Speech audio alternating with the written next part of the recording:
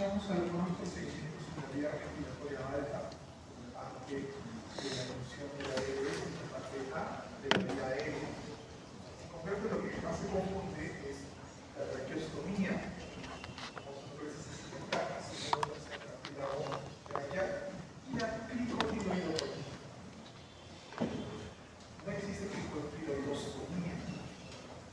La cricotiloidectomía es una incisión en una membrana que está entre el cartílago cricoides y el cartílago tiroides. En cambio, la traqueostomía es una ventana que hacemos. Según el proceso que tengo la tráquea, puede ser una ventana circular, puede ser una ventana oval, puede ser una univertida también.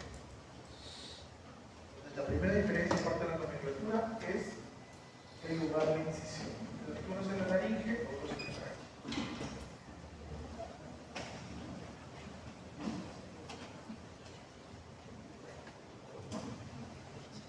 También a nivel de anatomía superficial va a haber diferencias, ¿no?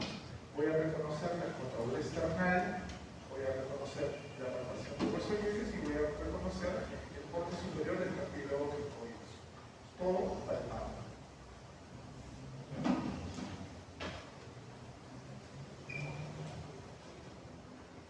También algunas veces se usan instrumentos diferentes o equipo diferente para poder hacer cada uno. Esta, por ejemplo, es una cánula de traqueostomía clásica mecánica. Esta es una cánula de traqueostomía actual, con balón, está hecho de PVC. ¿Qué tipo de materiales usaremos para la cricotiloidectomía? Lo que tengamos a la mano.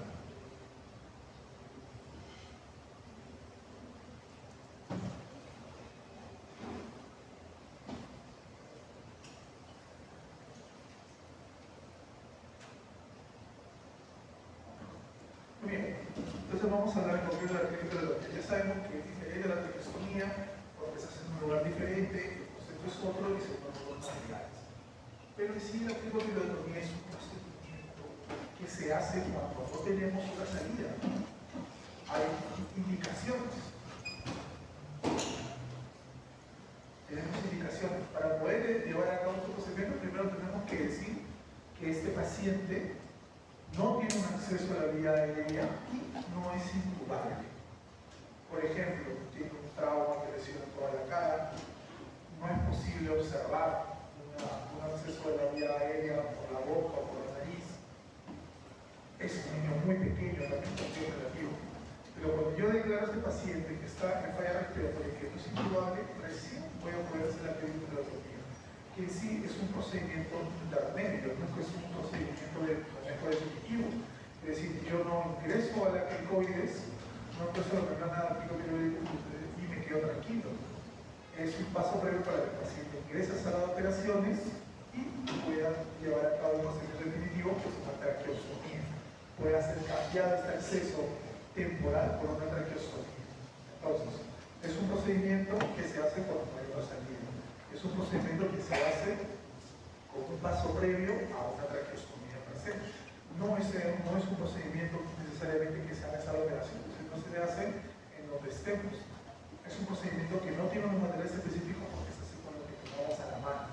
Por ejemplo, aquí es una jeringa, puedo usar un tubo de hidrógeno traqueal. En algunas veces se ha hecho una cánula de algo, un plástico. Lo importante es abrir una ventana, hacer una incisión y abrir una ventana a la vía respiratoria para que el paciente no fallezca, lógicamente. Es importante la localización y la palpación. Debo colocar al paciente en el tubo dorsal porque estoy extendido para poder acceder. Debo empezar a palpar. Primero la manzanada, con cartílago tiroides. Después el cartílago que viene inmediatamente es el borde superior del cartílago cricoides, y entre ambos va a haber como una membrana que voy a poder definir con el dedo. Y es importante palparlo y luego no sacar el pulpejo del dedo ahí, porque cuando voy a empezar a hacer el procedimiento no voy a ver nada.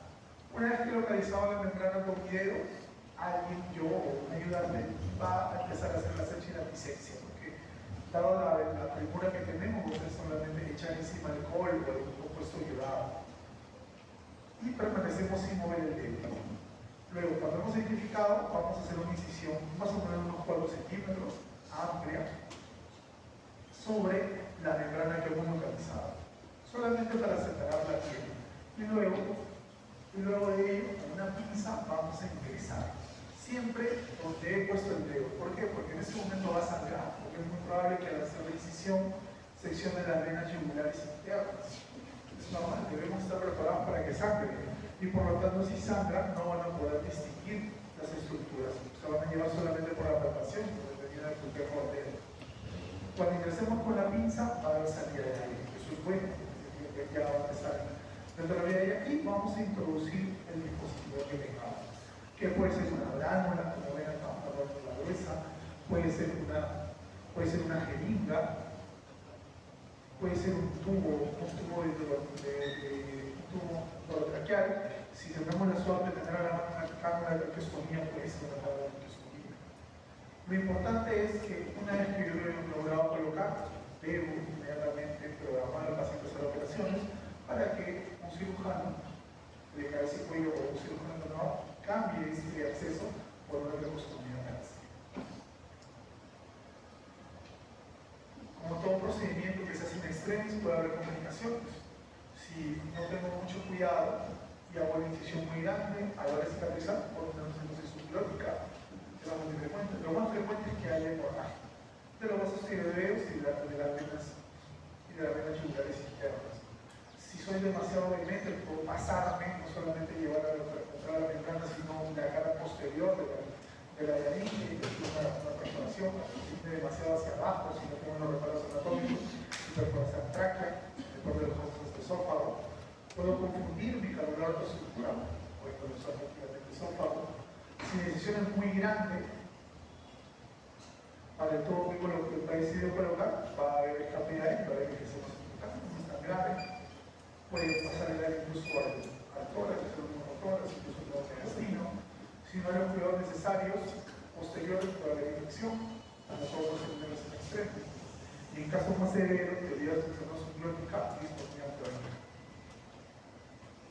Todos estos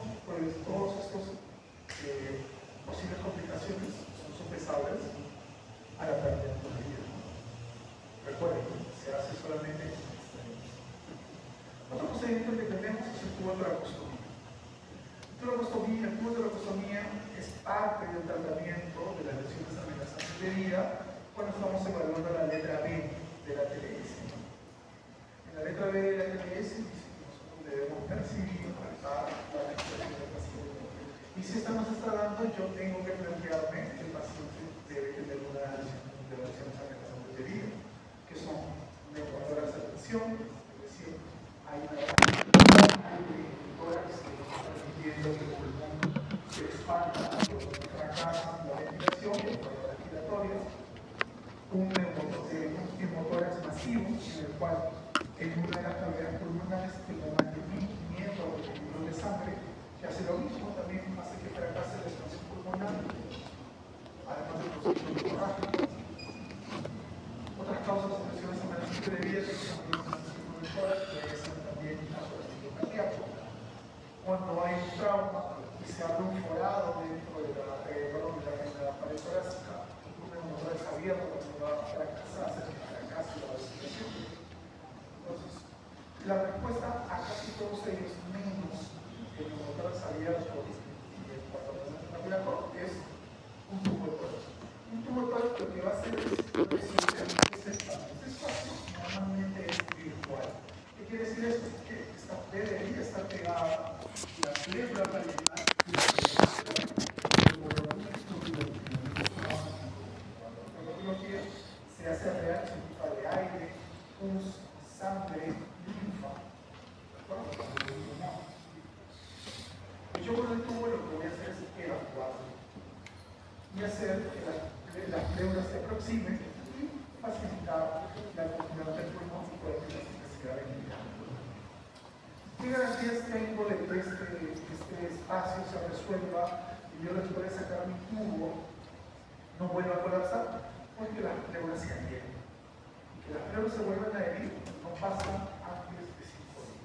Entonces no tendría sentido yo colocar un tubo de tórax y estar tratando de sacarlo al día siguiente, ¿no? Para 48 horas. Resuelvo el espacio para analizar la expansión de lógica.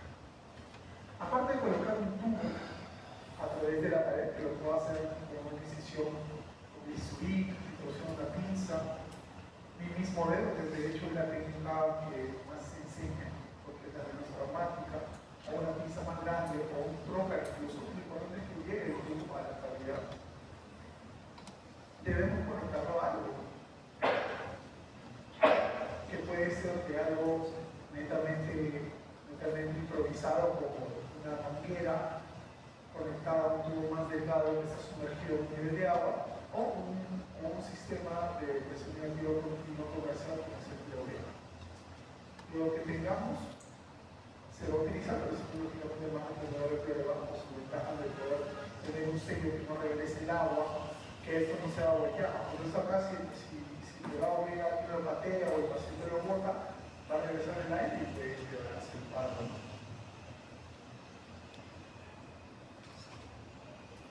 Otra de las preguntas frecuentes es: ¿qué tan grueso debo colocar el tubo? En realidad, la evidencia actual señala que no es tan relevante el diámetro del tubo. Correctamente, un tubo de 8 trabaja igual que un de 24, porque no va a trabajar en sí por el diámetro, sino por las cuestiones de la masa. Otra de las preguntas frecuentes es: ¿dónde lo debo colocar? Si lo debo colocar hacia arriba, hacia el ápice pulmonar o hacia la base.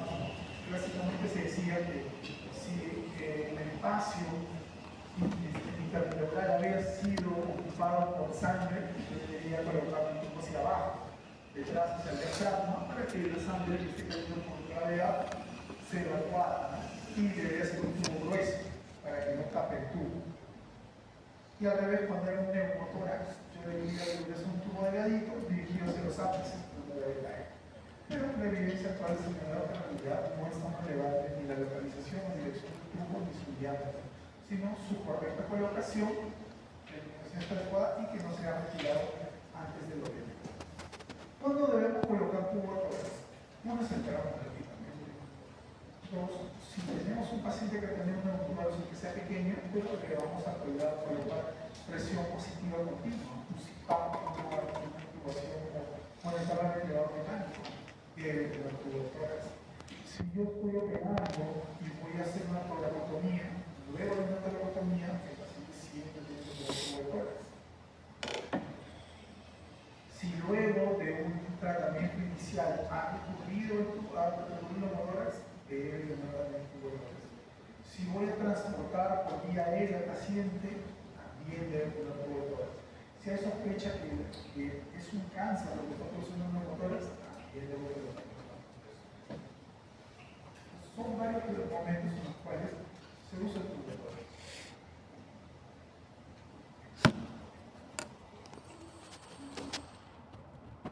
En este caso, se ha usado un filtro de máquina de anestesia para reducir un poco la exposición a lo que carga. Recuerden que tenemos pacientes con usuarios de infecciones virales en nuestro progreso. Otra pregunta frecuente también en la técnica es: ¿cómo fijarlo? Muchos, sobre todo a la hora de tirarlo, tienen mucho temor de que jalar el tubo y que se vuelva a meter el aire de inmediato. Habíamos dicho que en realidad eso no va a ser tan relevante, porque lo que hemos buscado es que el ventilador se pegue. Pues a la hora de sacarlo, si se mete un poco de aire no va a haber problema, tienen siempre que los ventiladores estén bien pegados. Y a la hora de fijarlo, sobre todo lo que es más incómodo es el dolor para el paciente. Además de que si lo ponemos muy atrás no vamos a poder descansar, no vamos a poder dormir, es el dolor. Por eso debemos evitar las fijaciones del tubo solamente en un punto. Lo clásico era colocar un punto en pie y luego anudarlo, dándole muchas vueltas al tubo, y en realidad todo el peso del tubo descansaba en un punto y eso acumulaba el dolor. Hoy en día lo fijamos mínimo en 2 lugares. Por ejemplo, aquí tenemos un punto a la izquierda y a la derecha, y así se balancea el peso del tubo, está más fijo y duele menos. Lógicamente siempre va a haber dolor, siempre está con una pieza. Un procedimiento que hacemos mucho en el primer nivel de función es el drenaje de los abscesos. Pero antes de que vamos a drenarlo, debemos llevar a cabo un correcto diagnóstico. Diferentes diagnósticos de toda la patología de la que estamos hablando ahorita. Tenemos que diferenciar entre el absceso y sus diagnósticos diferenciales, ¿no? Que son el antrax, que son el flemón, una fascitis microrrizada. Por ejemplo, lo más frecuente es confundir el absceso y el flemón. El flemón es un acumulo de edema, neovasos, inflamación, un poco de sangre, que puede preceder a la formación de un absceso. Es una inflamación un poquito más profunda. En cambio, en un absceso ya ha habido meteorosis, ha habido liquefacción y se está coleccionando el líquido. Por lo tanto, ese líquido lo puedo palpar y lo puedo acelerar. Cuando yo palpo un absceso, voy a tener remitencia, que es la facultad que tienen los globos, por ejemplo, que cuando se apretan recuperan su forma inmediatamente. Y un absceso de más días, o ya complejo, que sea complicado dentro del aire, va a tener fluctuación. Es decir, donde yo voy a apretar en un lugar, va a haber elevación en el otro y viceversa. Si yo tengo reingreso de fluctuación, tengo una bastante probabilidad de lo que tengo enfrente, que es un absceso. Y por lo tanto, debo drenar. Este tratamiento de drenaje de los abscesos se hace desde antes de Cristo,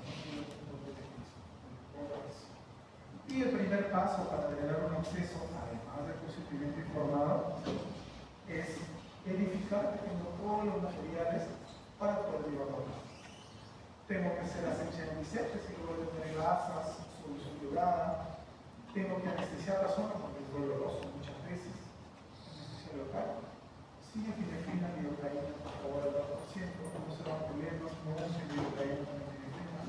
Se les ha dicho que pueden usar lidocaína con epinefrina si en zonas que no tienen relación terminal, pero pueden tener complicaciones como crisis hipertensivas, ustedes no están, recuerdan la emergencia, no siempre tienen todas las antecedentes, así que no son problemas suficientes sin conservantes y epinefrina.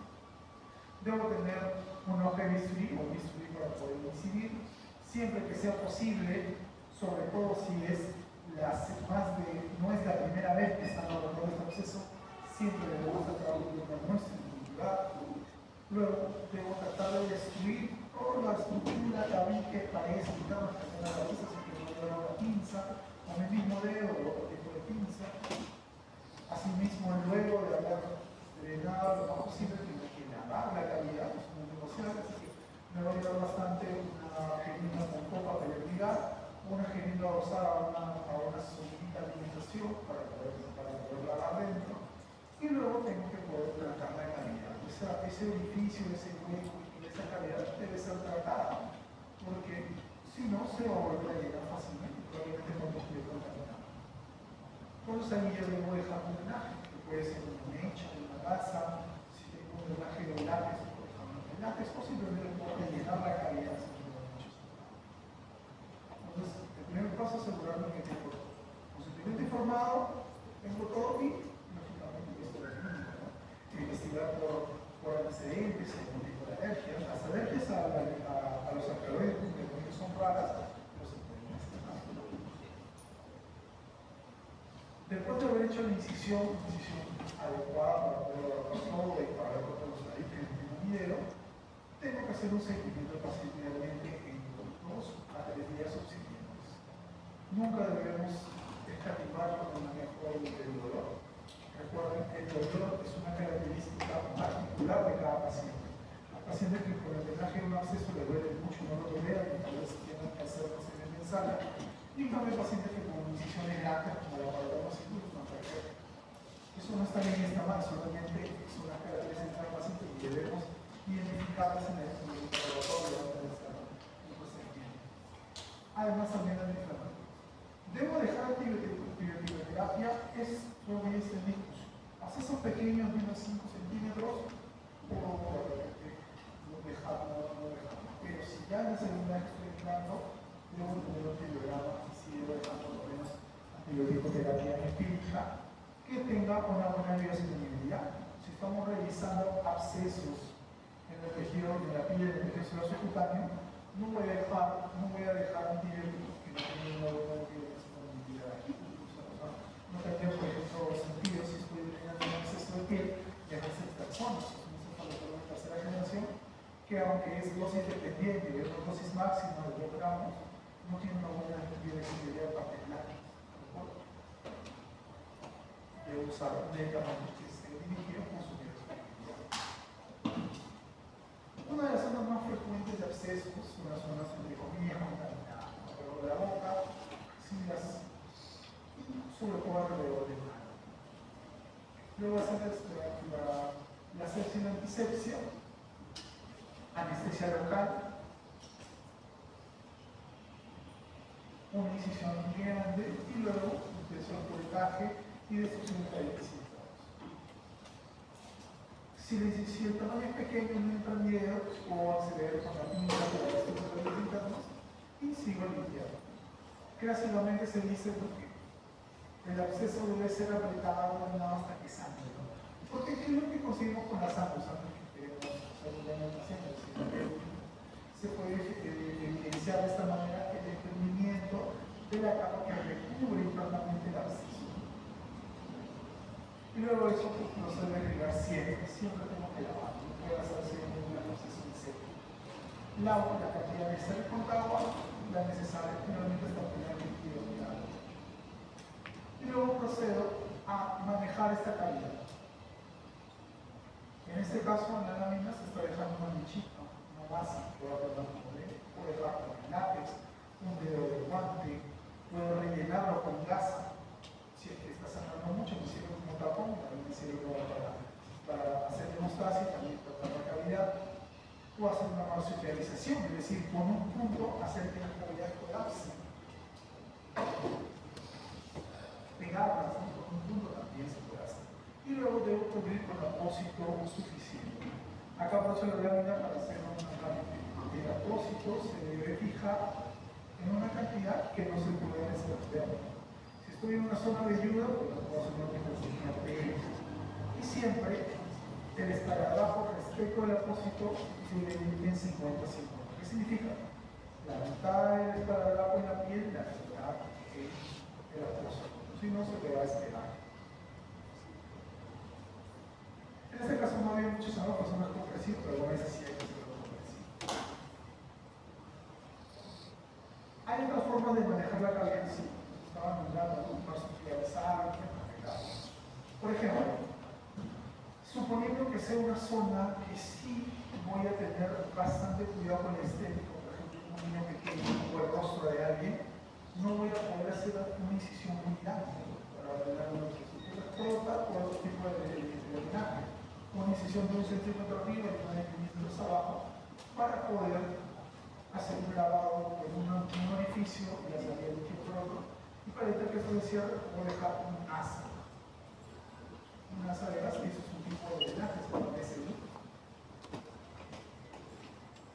También, cuando hay demasiado sangrado y la cavidad es muy grande, puedo rellenarlo con gas.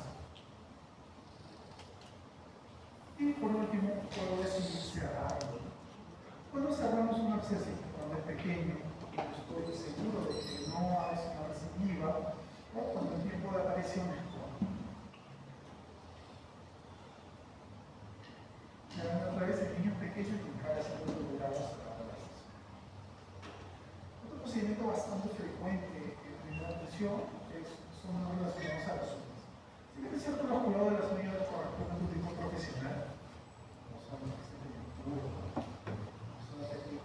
es importante saber que en nuestro medio es muy frecuente la patología alrededor de la uña como causa más frecuente, una mala técnica de recorte y el uso de calzados inadecuados.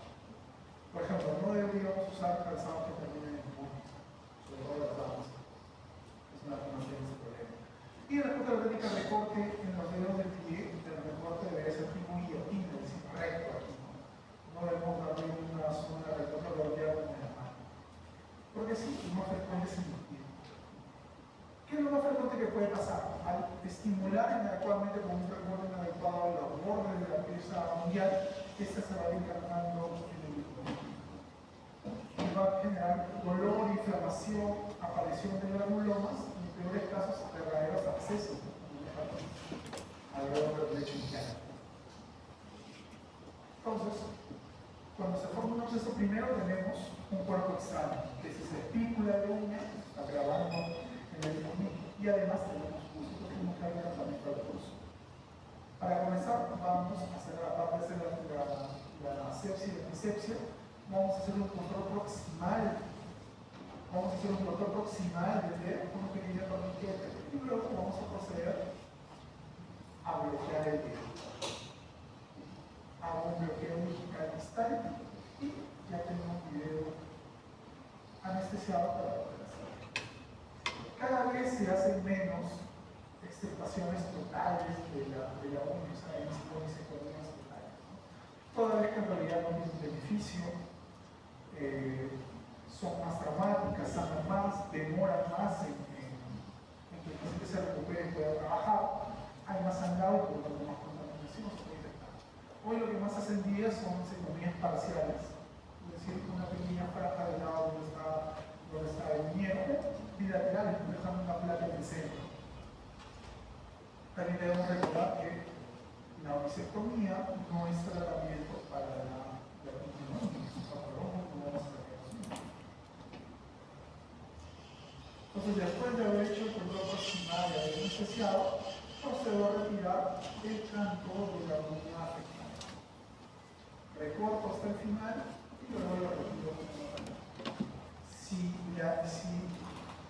la uña encarnada está acompañada, crónica, está acompañada de esta masita o bolita de carne llamada granuloma que ha respondido a esta inflamación del clonito o a poner esa espícula de tanto tiempo, debo retirarla porque es una de las causas de agresión.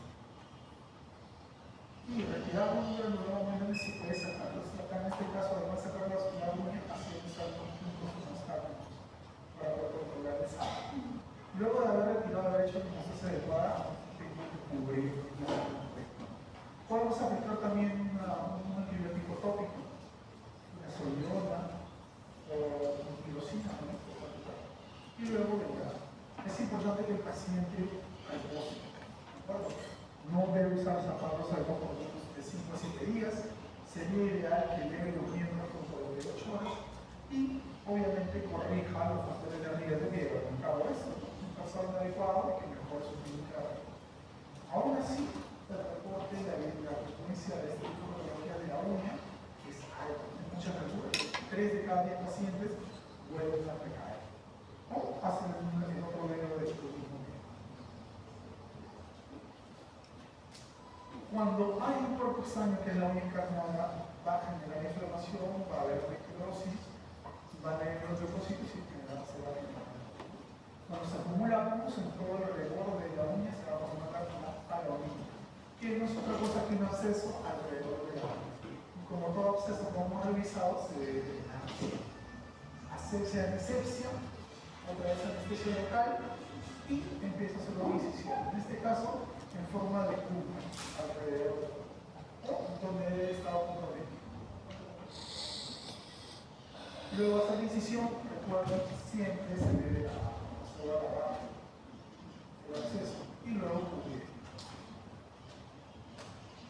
Otras cosas que debemos saber respecto al manejo de acceso es que existen casos especiales de acceso que debemos reconocer. Por ejemplo, en zonas donde no es típico tener acceso, por ejemplo, región torácica, abdominal, en pacientes inmunocompatibles debo pensar en otras cosas, por ejemplo, tuberculosis, algunas micosis profundas, también debemos recordar, es importante siempre tomar tiempo. También debemos tener en cuenta que el manejo del dolor y del descanso médico.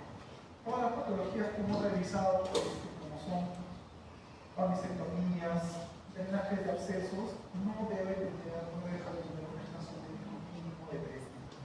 Lógicamente extensivo. Esto puede decirse de 3 hasta 20 días. Hasta que el paciente pueda recuperarse y va a depender también de su función. Es un paciente que trabaja en campo, camina, lógicamente lo vamos a proteger. Es un paciente que hace labor de oficina, labor intelectual, y lo pasa. Muy bien. Tenemos un espacio para preguntas. Preguntas acerca del procedimiento.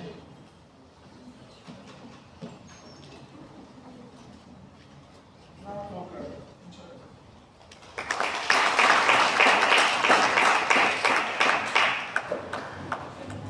puede la